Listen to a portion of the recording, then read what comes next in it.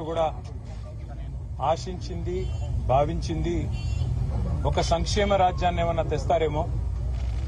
గతంలో ఉన్న కేసీఆర్ గారి ప్రభుత్వం కంటే ఎక్కువ సంక్షేమ కార్యక్రమాలు చేసి ఎక్కువ పేద ప్రజలను సంతోషపరుస్తారేమో అనే ఒక అపోహ, ఒక అభిప్రాయం ప్రజల్లో వచ్చింది.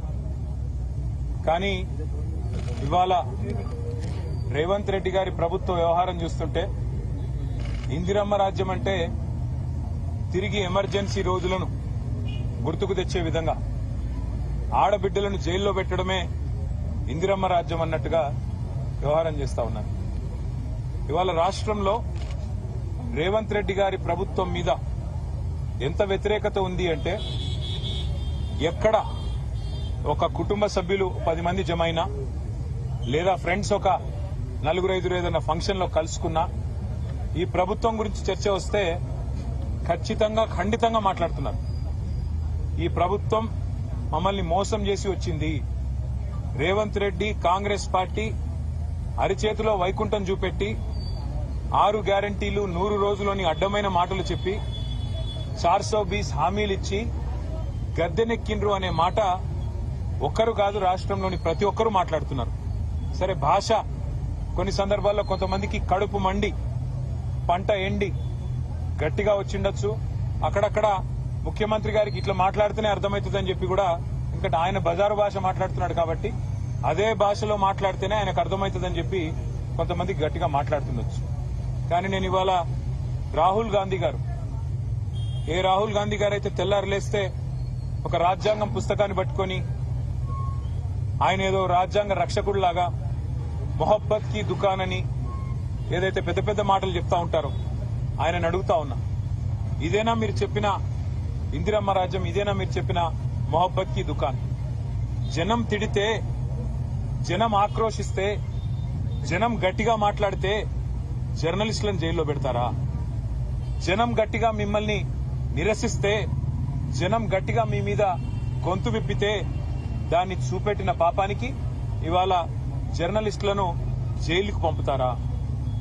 ఒకరు ఇద్దరు కాదు, ఇప్పటికీ రేవంత్ రెడ్డి గారి ప్రభుత్వం వచ్చిన తర్వాత ఈ రాష్ట్రంలో ఒకరిద్దరు కాదు, సిద్దిరెడ్డి శ్రీనివాసరెడ్డి, గౌతమ్ పోతగోని, ఆకుల శ్రీనివాసరెడ్డి, శంకర్ గౌడ్, యారా రంజిత్ రెడ్డి, రాజ్ కుమార్ నాయక్, సరితా యాదవ్, విజయారెడ్డి, రేవతి, తన్వి యాదవ్, శివారెడ్డి అయితే వీళ్ల మీద దాడులన్నా జరిగినాయి లేదా వీళ్ళందరినీ కూడా జైలుకి పంపించారు.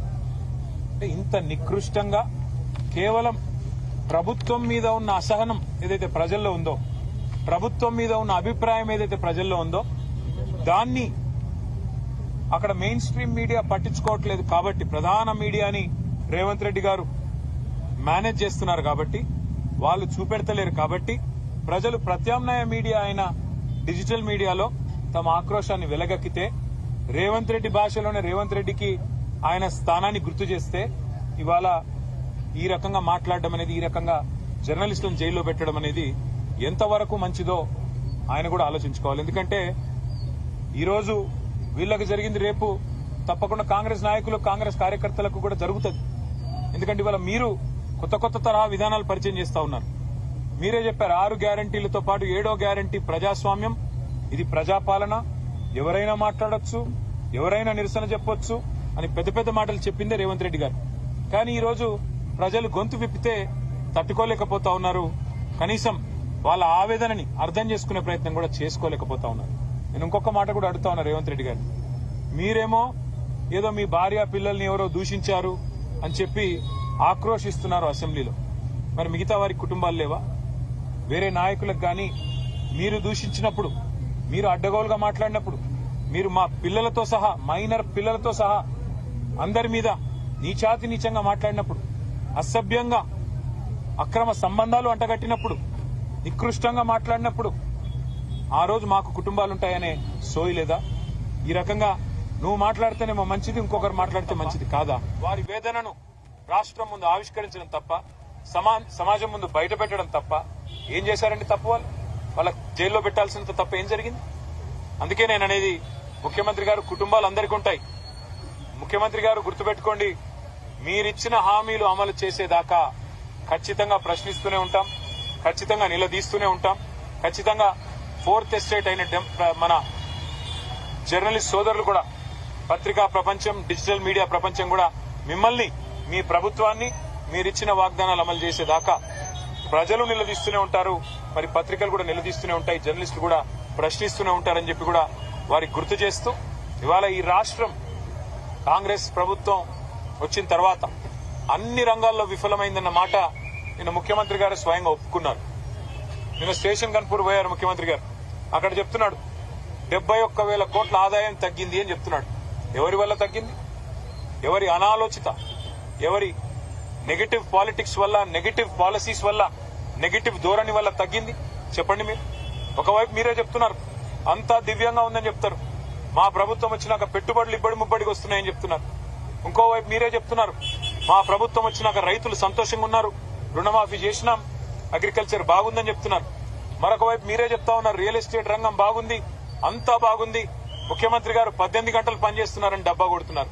మరి అంతా బాగుంటే 71,000 కోట్ల ఆదాయం ఎట్లా తగ్గింది? అంతా బాగుంటే తెలంగాణ తిరోగమనం వైపు ఎందుకు ప్రయాణిస్తున్నది? తిరోగమనం వైపు ఎందుకు పయనిస్తున్నది? దీనికి సమాధానం ఉందా? తెలంగాణ రైజింగ్ అంటూ హోర్డింగ్లు, కానీ ఈ Telangana rising, Telangana is falling అని ముఖ్యమంత్రి స్వయంగా నిన్న అప్రూవర్ అయినాడు, కన్ఫెషన్ ఇచ్చినాడు. అవును, తెలంగాణను నీ పరిపాలనలో ఒక పిచ్చోడి చేతిలాగా రాయిలాగా మార్చినావు.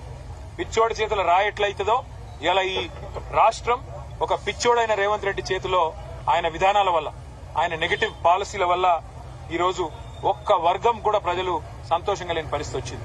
మరి అదే ఆక్రోశాన్ని ప్రజలు వ్యక్తం చేస్తుంటే జర్నలిస్టులను జైల్లో పెడతానని చెప్పి ఇవాళ ఏదైతే నియంతృత్వ పోకడలు పోతున్నాడో రేవంత్ రెడ్డి గారు, తప్పకుండా దీనికి తగిన సమాధానం కాలం చెప్తుంది. మేము ఇవాళ తీవ్రంగా ఈ అరెస్టును, ఈ వేధింపులను ఖండిస్తూ మా పార్టీ తరఫున మరి అందరం కూడా వారికి ధైర్యం చెప్పడానికి వచ్చాం. ఈ రోజు గుర్తుపెట్టుకోండి, మళ్ళీ జర్నలిస్ట్ సోదరులకు నేను చెప్తా ఉన్నా, ఈ రోజు ఒక ఇద్దరికి జరిగింది, రేవతి గారికి, తన్వి యాదవ్ గారికి. రేపు మీకు కూడా జరగొచ్చు, రేపు ఇంకొకరికి జరగొచ్చు. వాళ్ళకి జరిగిందిలే మనకేమి అని నిర్లిప్తంగా ఉంటే, ఉదాసీనంగా ఉంటే రేపు మీ మీద కూడా పడతారు, మిమ్మల్ని కూడా లోపల పెడతారు. కాబట్టి దయచేసి ప్రజాస్వామిక స్ఫూర్తిని కాపాడే విధంగా రాహుల్ గాంధీకి, ఆయన పార్టీకి ప్రజాస్వామ్య లక్షణాల్ని మళ్లీ గుర్తు చేసే విధంగా దయచేసి మీడియా కూడా గొంతు విప్పాలని చెప్పి కూడా మేము మిమ్మల్ని కోరుతూ, ఇప్పుడు పెద్దలు అక్క సబిత గారు మాట్లాడుతారు.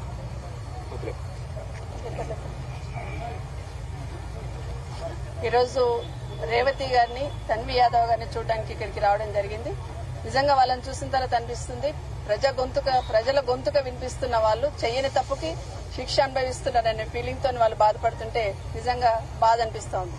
ఈ సంఘటన ఖండిస్తా ఉన్నాం. ఇది ఒకటే కాదు, గతంలో కూడా ఇద్దరు మహిళా జర్నలిస్టులని రైతులకు రుణమాఫీ కాలేదు అని అడగడానికి వెళ్లినప్పుడు ఆ అసహనాన్ని కప్పిపుచ్చుకోవడానికి విజయారెడ్డి, అదేవిధంగా సరిత యాదవ్, వాళ్ళిద్దరిని మహిళా జర్నలిస్టులను కూడా ఆ రోజు కూడా కేసు పెట్టి వేధించడం.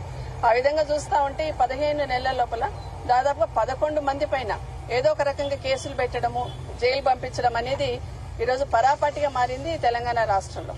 రేవంత్ రెడ్డి గారు ఏదైతే 6 గ్యారెంటీలు ఎట్లా అటకెక్కించిండ్రో, 7వ గ్యారెంటీ కూడా ఎన్నికలప్పుడు 7వ గ్యారెంటీ ఏదైతే ఇచ్చిండో దాన్ని కూడా తుంగలో దొక్కినట్టు ఈరోజు ప్రజాస్వామ్యాన్ని కూని చేసే విధంగా ఈరోజు జర్నలిస్టులను అరెస్ట్ చేస్తూ వాళ్ళ ప్రభుత్వం అసమర్థతను కప్పిపుచ్చుకునే ప్రయత్నాన్ని ఈ విధంగా చేయాలనే ప్రయత్నం చేస్తా ఉన్నారు. ఢిల్లీ లెవెల్లో ఉన్న, దేశం లెవెల్లో ఉన్న వాళ్ళు స్పందిస్తా ఉన్నారు. జర్నలిస్టుల అరెస్టు అసహనానికి, ప్రభుత్వ అసహనానికి నిదర్శనంగా ఈ జర్నలిస్టుల అరెస్టు నిలిచిందని వాళ్ళ ఎంపీ గారి కపిల్ సిబాల్ గారు మొన్న మాట్లాడుతూ చెప్పినారు. తెలంగాణ రాష్ట్రంలో తెలంగాణ ప్రభుత్వ అసహనానికి నిదర్శనం మహిళా జర్నలిస్టుల అరెస్ట్ అనేది మొన్న వారే మాట్లాడుతున్నారు. కానీ ఇక్కడున్న ముఖ్యమంత్రి గారు, హోంమంత్రి గారు రెండు వారి దగ్గరే ఉన్నాయి. జనరల్ గా ఒక జర్నలిస్ట్ ని ఎవరైనా అరెస్ట్ చేయాలని, ఏదైనా చేయాలని ఫస్ట్ హోంమంత్రికే ఇన్ఫర్మేషన్ ఇస్తారు. అంటే మీ డైరెక్షన్ లో మీరు చెప్పిన ప్రకారమే ఈరోజు జర్నలిస్టులందరినీ కూడా లోపలేసేసి ప్రజలు ఎవరు మాట్లాడినా కూడా వ్యతిరేకంగా ఎవరు టెలికాస్ట్ చేయకూడదు, ఎవరు చేసిన ఇలా ఇదే విధంగా ఉంటుందనే ఆలోచన కల్పించాలనే ఆలోచనతో ఈరోజు చేస్తా ఉన్నారు. ఒక అమ్మాయి ఈరోజు తన్వి యాదవ్ చెప్తా ఉంది, 18 మంది పోలీసు వాళ్ళు తనని తీసుకెళ్లి ఇట్లా పడేస్తున్నారు అని చెప్తా ఉంది. ఏం తప్పు చేశారు? నోరు మూసి ఎత్తి తీసి అట్లా వెహికల్ లో పడేశారని చెప్తాను. ఏం తప్పు చేశారు వాళ్ళు? ప్రజల ఆక్రోశాన్ని, ప్రజల ఆవేదనని మీరు వినడానికి సిద్ధంగా లేరు కాబట్టి వాళ్ళ వేదిక నుండి వినిపించున్నారు. వాళ్ళు చేసిన తప్పేంటి? వాళ్ళు మాట్లాడింది మాత్రమే టెలికాస్ట్ చేస్తున్నారు. నిజంగా నిజమైన లీడర్ అయితే ఈ రాష్ట్ర ముఖ్యమంత్రి గారు నిజంగా ప్రజల పక్షాన్ని ఆలోచించినట్టుంటే మీడియాలలో వస్తున్న వార్తలని బేరీజ్ వేసుకుని ప్రక్షాళన చేసుకుంటూ దాన్ని సెట్ చేసుకుంటూ పోవాలా. కానీ ఏ వార్త నెగిటివ్ వచ్చినా కూడా ముందు మీకు శిక్ష ఉంటుంది జర్నలిస్టులకు అనే లెవెల్లో ఏదైతే ఈరోజు ఇందిరమ్మ పాలన అంటే ఇలాగే ఉంటుంది అనే లెవెల్లో ఈ రాష్ట్రంలో ప్రభుత్వాన్ని నడిపిస్తున్న రేవంత్ రెడ్డి గారు ఇప్పటికైనా వీరిని ఖండిస్తూ భవిష్యత్తులో ఇలా జరగకుండా కనీసం ప్రజల ఆవేదన వినిపించే జర్నలిస్టుల వేదిక ఏదైతే ఉందో ఆ ఆవేదన వినిపించే ప్రయత్నం చేస్తుందో అది కూడా వినడానికి సిద్ధంగా లేరని స్పష్టంగా అర్థమవుతుంది. ఇంకొక మాట కూడా, మహిళా జర్నలిస్ట్ ను అరెస్ట్ చేశారని మేము బీఆర్ఎస్ పార్టీ తరఫున అసెంబ్లీలో ప్రస్తావిస్తే ఖచ్చితంగా చేస్తాము, బట్టలు కూడా తీసి కొడతామనే మాట మాట్లాడున్నాడు. ఒక మహిళలను కూడా చూడకుండా గౌరవ ముఖ్యమంత్రి గారు మీరు ముఖ్యమంత్రిగా మాట్లాడున్నారు. మామూలుగా సాధారణ వ్యక్తిగా కాదు, ముఖ్యమంత్రిగా అసెంబ్లీలో బట్టలు విడదీస్తాము, బట్టలు విడదీసి కొడతాం అనే మాట ఏదైతే మాట్లాడున్నారో మహిళా జర్నలిస్ట్ అనే ఆలోచన కూడా లేదు. మన ఫ్యామిలీస్ గురించి ఆలోచిస్తున్న సందర్భంలో వాళ్ళకు కూడా ఫ్యామిలీస్ ఉంటాయి, వాళ్ళ కుటుంబాలు ఉంటాయి. మీరు మాట్లాడుతున్న మాటలు ఈ రోజు మహిళలందరూ కూడా సిగ్గుతో తలంచుకునే విధంగా ఈ రాష్ట్ర ముఖ్యమంత్రి గారు మాట్లాడారు. మళ్ళీ మీరు నోరిప్పితే చాలు మొత్తం అక్క చెల్లెళ్ళు నా వాళ్ళనే లెవెల్లో మాట్లాడుతున్నారు. అక్క చెల్లెళ్ళను గౌరవించే సంస్కృతి ఇదని ముఖ్యమంత్రి గారిని ప్రశ్నిస్తా ఉన్నాను. మాట్లాడుతున్న సందర్భంలో సంస్కారం మర్చిపోకుండా మాట్లాడాలని ముఖ్యమంత్రి గారిని కోరుతూ జర్నలిస్టులు ఏదైతే 11 మంది జర్నలిస్టులు కేటీఆర్ గారు ఎవరైతే పేర్లు చెప్పినారో వాళ్ళందరి అరెస్టును కేసుల విషయంలో కూడా ఖండిస్తూ ఎంత భయపెట్టించినా మీరు ఎన్ని సంఖ్యలు వేసి ఆపాలని ప్రయత్నం చేసినా ఎన్ని కేసులు పెట్టినా భవిష్యత్తులో ఖచ్చితంగా మీకు గుణపాఠం చెప్పడానికి ఈ రాష్ట్ర ప్రజలు సిద్ధంగా ఉన్నారు. ఈరోజు ఏదైతే మహిళా జర్నలిస్ట్ ను మరి అరెస్ట్ చేయడం జరిగిందో వాళ్ళని కేసు పెట్టి మరి జైలుకి పంపించడం జరిగిందో దాన్ని తీవ్రంగా ఖండిస్తా ఉన్నాం. ఈ అరెస్ట్ ఏదైతే ఉందో అమానుషం, అదేవిధంగా దారుణం అని చెప్పేసి కూడా తెలియజేస్తాను. వాళ్ళతో ఇప్పుడు మాట్లాడుతూ ఉంటే వాళ్ళు చేసిన తప్పేంటో మాకు కూడా అర్థం కాలేదు. ఇప్పుడు కేటీఆర్ గారు సరితక్క చెప్పినట్టుగా అసలు వాళ్ళు చేసిన తప్పేంటి? ప్రజాపాలన అంటున్నారు. ప్రజాపాలనలో ప్రజల సమస్యలు తీర్తాయని చెప్పేసి అనుకుంటే ఈ ప్రజాపాలనలో పత్రికా స్వేచ్ఛను కూడా హరిస్తా ఉన్నారు. మరీ ముఖ్యంగా మహిళల పైన మరి మీ యొక్క అరాచకం ఇదా అని చెప్పేసి అడుగుతా ఉన్నాం. ఎందుకంటే వారు చెప్తా ఉన్నారు మహిళలు మార్నింగ్ ఎర్లీ అవర్స్ లో ఇంటికి వెళ్లి వాళ్ళని ఒక క్రిమినల్స్ లో లేదంటే ఉగ్రవాదులను అరెస్ట్ చేసినట్టుగా మరి దాదాపు ఒక 40 మంది పోలీసులు రేవతి వారి ఇంటికి, అదేవిధంగా తన్వి యాదవ్ దగ్గరికి 18 మంది పోలీసులు, అదే కూడా విమెన్ పోలీస్ సంబంధించి చాలా తక్కువ సంఖ్యలో వెళ్లి వాళ్ళని అరెస్ట్ చేసి మరి కిడ్నాప్ చేసినట్టుగా, అది అరెస్ట్ అన్నారు దాన్ని కిడ్నాప్ చేసినట్టుగా తీసుకెళ్లి వాళ్ళని అరెస్ట్ చేసి లోపల పడేసిండ్రు అంటే ఇది పత్రికా స్వేచ్ఛను హరిస్తున్నారా లేదా అని చెప్పేసి నేను అడుగుతా ఉన్నా. ముఖ్యమంత్రి గారు మహిళల్ని గౌరవిస్తామంటున్నారు. ఇంద్రమ్మ అంటారు, తర్వాత సోనియా గాంధీ అంటారు, ప్రియాంక గాంధీ అంటారు. అంటే మహిళలుగా వాళ్ళే మీకు కనిపిస్తున్నారా? రాష్ట్రంలో ఉన్నటువంటి మహిళలు కల్పిస్తలేరా అని చెప్పేసి అడుగుతా ఉన్నాను. మొన్న మరి అదే విధంగా సరిత గారిని, విజయారెడ్డిని ఏ విధంగా తరిమి కొట్టి వాళ్ళపైన కేసు పెట్టడం జరిగిందో ఈ రోజు మరి తన్వి గారు అదే విధంగా రేవతి గారు చేసిన పాపం ఏంటి? ప్రజల్లో ఉన్నటువంటి ఉక్రోషణ ఏదైతే వాళ్ళ ఆక్రోషణ ఏదైతే ఉందో వాళ్ళు చెప్పి దాన్ని టెలికాస్ట్ చేయడం వల్ల మరి వారిపైన కేసులు పెడతారా అని చెప్పేసి అడుగుతాను. దీన్ని తీవ్రంగా ఖండిస్తూ ఇక మీదట మీకే కుటుంబం కాదు అందరికీ కుటుంబం ఉంటుంది. మీ మహిళలు కాదు, రాష్ట్రంలో ఉన్నటువంటి మహిళలందరూ కూడా గౌరవించేటువంటి సంస్కృతి, సంస్కారం ముఖ్యమంత్రి గారు ఫస్ట్ నేర్చుకోవాలని చెప్పేసి కూడా ఈ సందర్భంగా తెలియజేస్తూ వారిని మా సంఘీభావం పార్టీ తరఫున వారికి సంఘీభావం తెలియజేస్తూ వారితో పాటు జర్నలిస్టు మేమందరం కూడా అండగా ఉంటామని చెప్పేసి కూడా తెలియజేస్తాను. Thank you.